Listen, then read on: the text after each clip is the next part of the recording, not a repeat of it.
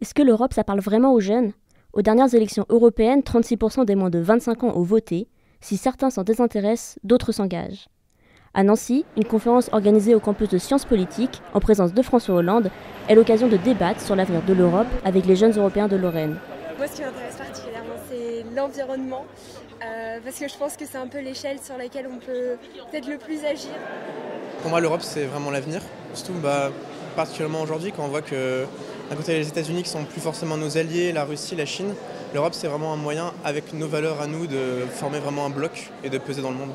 Je pense qu'il y a une vraie distance et que les jeunes ne se sentent pas forcément proches de l'Europe, puisque ça reste quelque chose qui est... Ouais, il y a peu de représentation locale et que c'est hyper important de se mobiliser pour sensibiliser sur ces questions. Pour Théo, il faut que les jeunes sensibilisent les autres jeunes, et ce, dès l'école.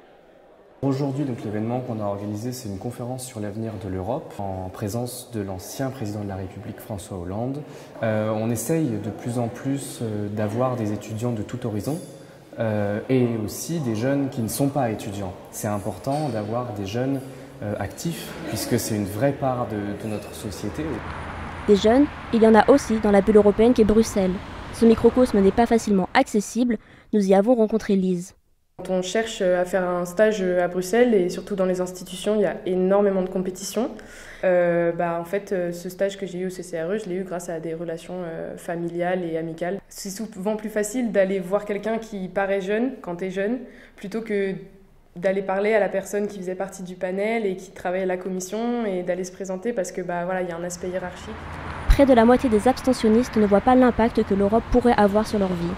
Pour la majorité des jeunes, l'Europe reste donc une idée lointaine.